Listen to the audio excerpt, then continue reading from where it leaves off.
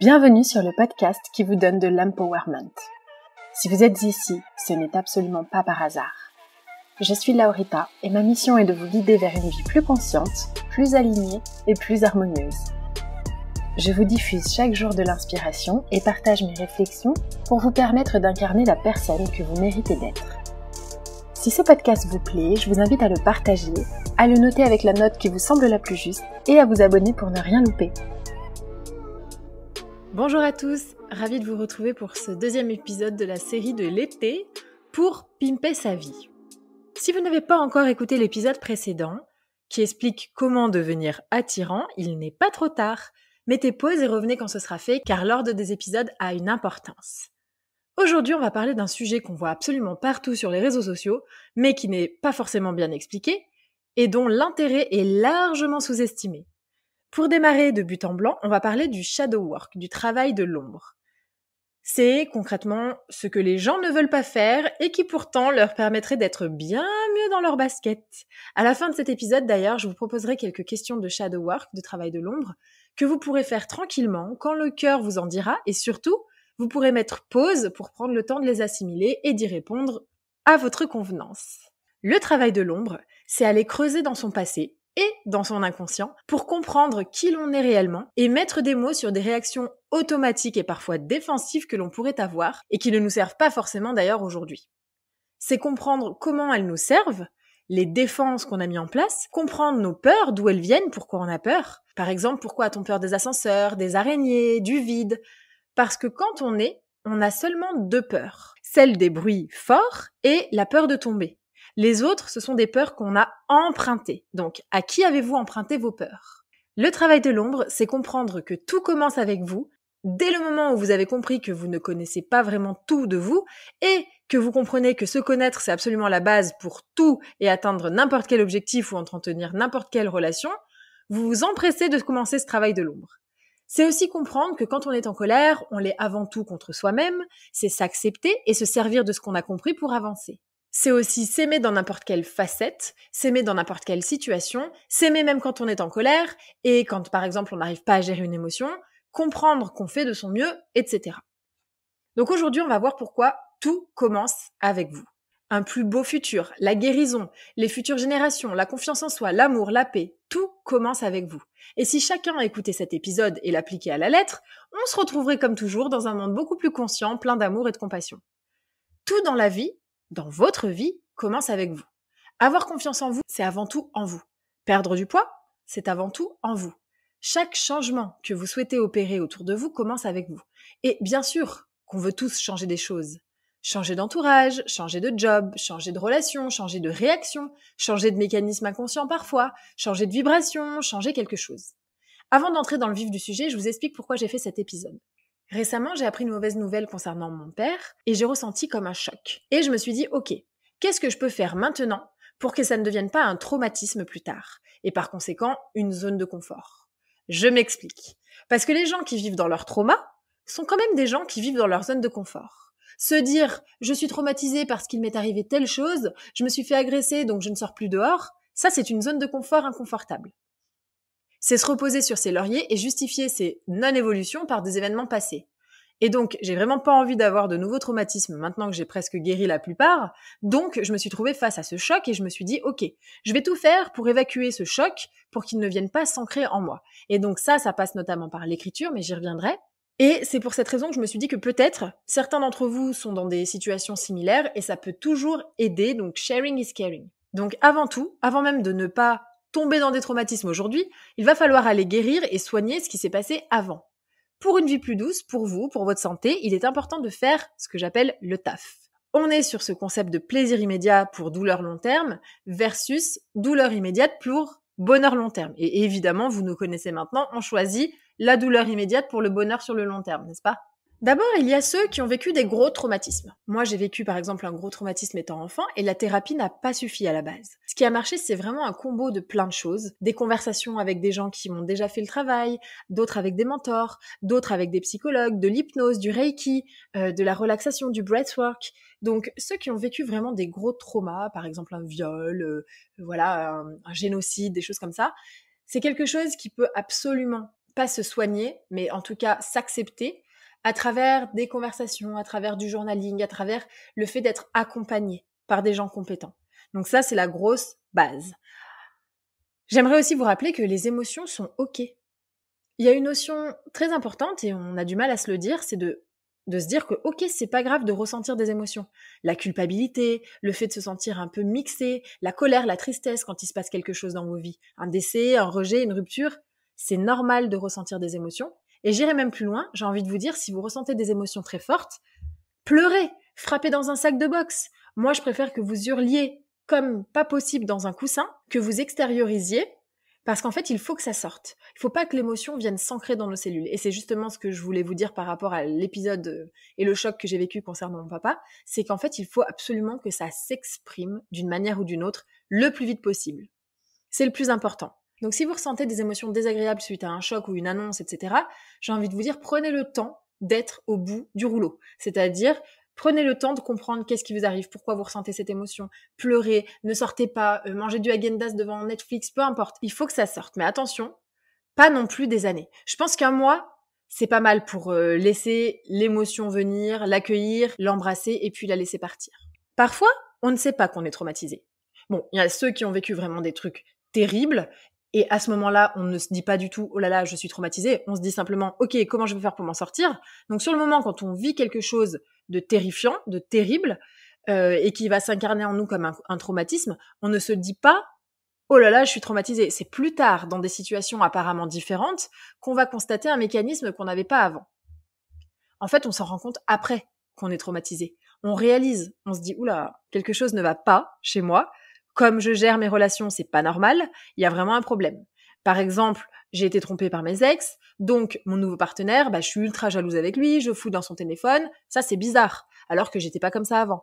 Bon, donc là on se dit directement, ok, traumatisme à adresser. Certains d'entre vous pensent peut-être n'avoir jamais vécu de traumatisme. Je pense que c'est assez rare. Et quand bien même, si vous n'avez jamais vécu de traumatisme dans vos vies, vos parents et les générations précédentes vous les ont forcément transmis. Et Dieu sait qu'ils ont subi, eux, des traumatismes, c'est ce qu'on appelle l'épigénétique. Je vous en ai fait d'ailleurs tout un épisode si ça vous intéresse. Mais long story short, il est important de faire le travail pour se débarrasser, 1, de ce qui nous ne sert pas, mais surtout, 2, de ce qui ne nous appartient pas. Est-ce que vos pensées vous appartiennent? Ou est-ce qu'elles appartiennent à vos parents? Par exemple, vos opinions politiques. Est-ce que c'est à vous? Ou est-ce que c'est hérité? Par exemple, certains d'entre vous ont tendance à mentir. Bon, si vous vous rendez compte que vous êtes en train de mentir, ça veut dire que, vous avez quelque chose qui n'a pas été guéri. Qu'est-ce que vous cherchez à combler? Est-ce que vous avez la peur du rejet? Est-ce que vous avez la peur du jugement? Il y a quelque chose derrière. Donc, bim, trauma à adresser. Pas besoin d'avoir vécu des traumatismes énormes, type viol ou violence physique, parce que je le répète, un traumatisme n'est pas lié à l'événement, mais à la façon dont on y répond. Je ne sais pas si vous connaissez cette histoire où c'est 2 amis qui ont eu un accident de voiture, mais ils n'ont rien eu. Et en sortant de la voiture, l'un a dit « Oh là là, c'est terrible, mais pourquoi ça m'arrive à moi ?» Alors que l'autre s'est dit « Non mais c'est incroyable, quelle chance d'être en vie !» L'un sera traumatisé, l'autre sera reconnaissant. Donc on peut être traumatisé par quelque chose et personne ne peut juger si cet événement est traumatisant ou pas. C'est vraiment propre à chacun. Personne ne sait ce que ça peut activer chez vous et donc vos traumatismes sont valides, peu importe leur nature. Donc, 3e étape, c'est d'apprendre et de guérir. Le travail de l'ombre, ça consiste à accueillir les traumatismes, ne pas les nier, ne pas se dire « Non, pas de souci, moi j'ai aucun trauma », voir comment ils se déclenchent dans la vie d'aujourd'hui, identifier aussi les déclencheurs, mais surtout sortir de ces schémas répétitifs. Comment on sort d'un schéma répétitif? En répondant différemment. Quand on se retrouve dans un schéma répétitif, on se demande souvent « Pourquoi je me retrouve toujours dans cette situation ?» ou « Je ne tombe que sur des managers comme ça » ou « Je ne tombe que sur ce type de personnes ». Ce qui fait qu'on est dedans, c'est le fait qu'à chaque fois, on réagit de la même manière. Et donc, forcément, en face, on a les mêmes réponses. Pour sortir d'un schéma répétitif que vous auriez identifié, il faut répondre différemment, changer son approche, voir les red flags, les drapeaux rouges, et ne pas y aller, ou bien poser des limites quand on sent qu'on dérive. Par exemple, j'étais une vraie proie pour les managers pervers narcissiques. J'en ai eu 2. Ce qui, croyez-moi, est beaucoup. Il n'y en a pas tant que ça sur cette terre des pervers narcissiques, et je pense pas avoir été malchanceuse. Je pense que je ne mettais pas de barrière et que j'acceptais. Attention, les personnes toxiques le sont avec tout le monde. Ils n'impactent que ceux qui ne mettent pas de barrière. Un jour, j'ai passé un entretien dans une boîte, et je voulais vraiment le job, mais j'ai senti vraiment une mauvaise vibe du recruteur, et donc j'ai refusé. Je savais que ça allait pas le faire, Et donc j'ai stoppé en faisant ça, ce schéma répétitif. J'ai senti que c'était un homme qui allait vraiment avoir un impact néfaste sur moi. Donc, en me protégeant, j'ai cassé ce schéma répétitif. Et je pense que vous pouvez le faire aussi, que ce soit dans vos relations de couple ou bien dans votre quotidien au boulot. Ensuite, attention, pour faire le travail de l'ombre, il va falloir arrêter de s'identifier à ces traumas. C'est ce que je vous disais tout à l'heure. Au lieu de se dire « Ah non mais moi vraiment, c'est terrible ce que j'ai vécu, c'est vraiment difficile. Aujourd'hui, c'est normal que je sois comme ça parce que j'ai vécu X ou Y. » Au lieu de se dire ça, parce que ça c'est un mindset de victime, on va plutôt se poser des questions du type « Ok, comment j'ai évolué pendant cette situation ?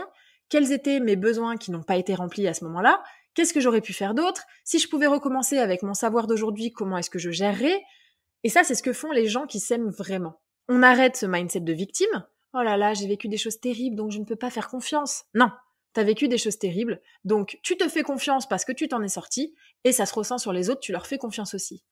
Il faut donc se concentrer sur la situation. Quelle est la situation ? Quelles barrières ont été dépassées ? Quels besoins pas remplis ?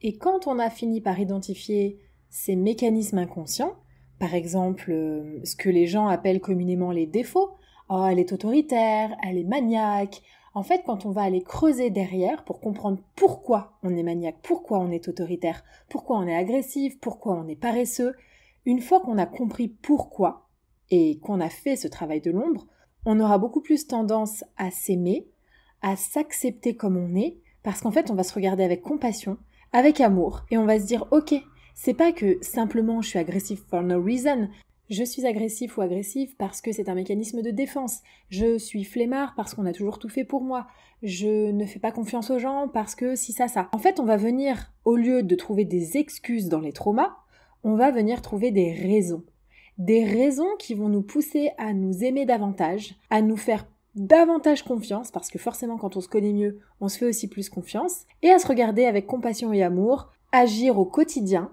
dans des situations, au cœur de nos relations, avec ces mécanismes inconscients, qu'on peut aussi décider de ne pas changer parce que finalement ils nous conviennent. Mais le travail de l'ombre, c'est prendre conscience de ces parts d'ombre, essayer de comprendre pourquoi c'est perçu comme un défaut par la société, pourquoi nous, on a cette part d'ombre, et la prendre avec le package total, c'est-à-dire qu'on a des parts de lumière qu'on essaie de travailler encore plus, des forces, mais on a aussi des mécanismes qui se sont mis en place pour notre protection uniquement.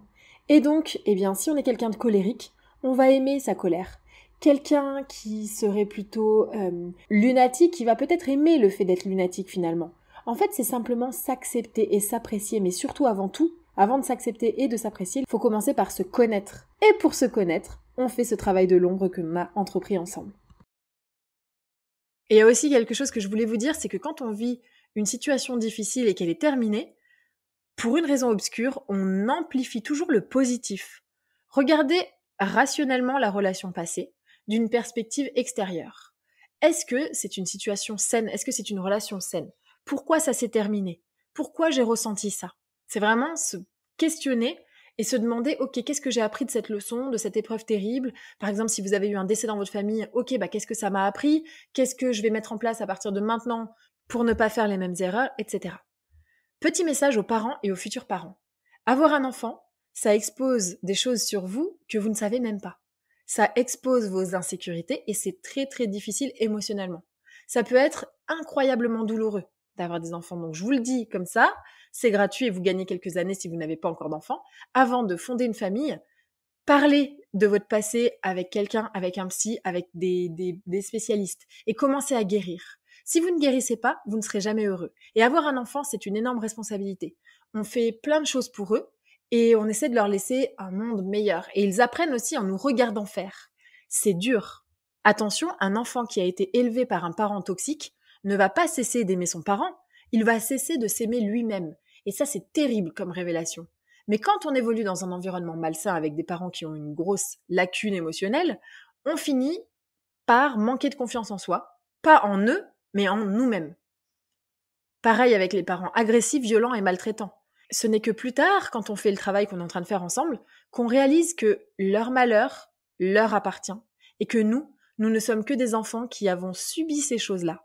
Mais aujourd'hui, attention, encore une fois, pas question d'avoir un mindset de victime, on prend son pouvoir de nouveau et on comprend que cela ne nous appartient pas. Petite question pour vous, Est-ce que vous choisissez le toxique? Parce qu'une fois qu'on a travaillé sur le passé, sur les traumas potentiels, sur les schémas inconscients, va falloir aussi se poser la question du présent.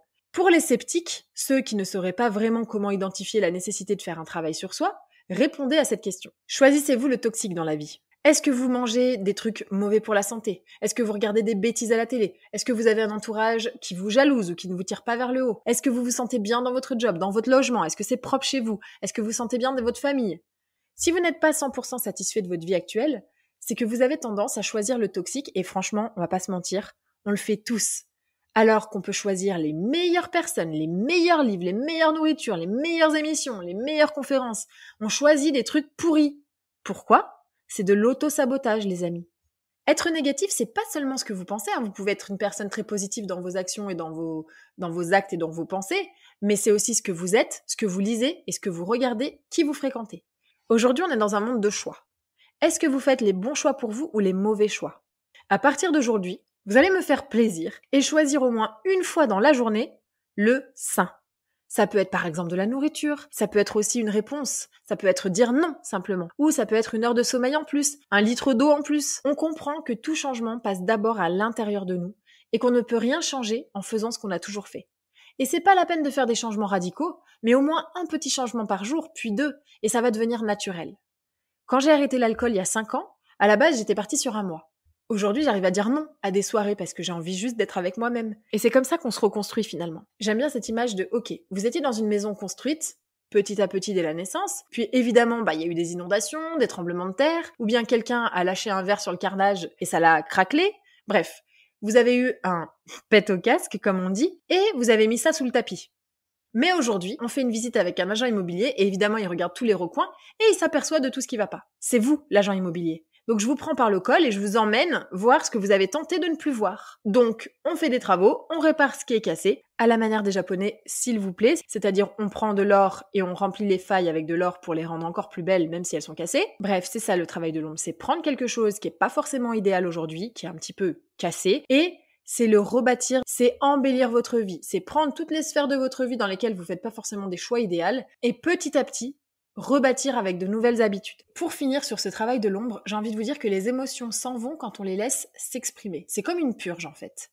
Parfois, il faut simplement se retrouver avec soi-même pour se rendre compte qu'on est triste ou qu'on est préoccupé. Un jour, et je vous le recommande chaudement, j'ai vécu l'expérience d'une isolation sensorielle, c'est-à-dire qu'aucun de nos sens n'est stimulé. Je me suis rendu compte que pendant 1 heure de silence absolu, la même chose revenait sans cesse dans ma tête. Je n'avais aucune idée que c'était quelque chose qui me préoccupait. En fait, quand on accepte de passer du temps avec soi-même et qu'on accepte de se découvrir, parce qu'en fait on ne se connaît pas réellement jusqu'à ce qu'on ait fait ce travail de l'ombre, on peut initier n'importe quel changement, vers n'importe quel objectif. Les émotions qui ne sont pas traitées reviendront comme des maladies physiques. Je vous ai déjà fait un épisode à ce sujet, il s'appelle « Dis-moi où tu as mal » et vous verrez qu'en fait, quand vous avez un mal physique, il puise sa source dans un mal psychologique. C'est pour ça que c'est hyper important de faire le travail de l'ombre et que dans cette série d'épisodes, on va aller bien plus dans le détail. Une fois que vous aurez compris qui vous êtes et que vous aurez fait un peu le travail, on va aller creuser un peu et on va repimper tout ça à la manière des Japonais et on va petit à petit aller pimper sa vie en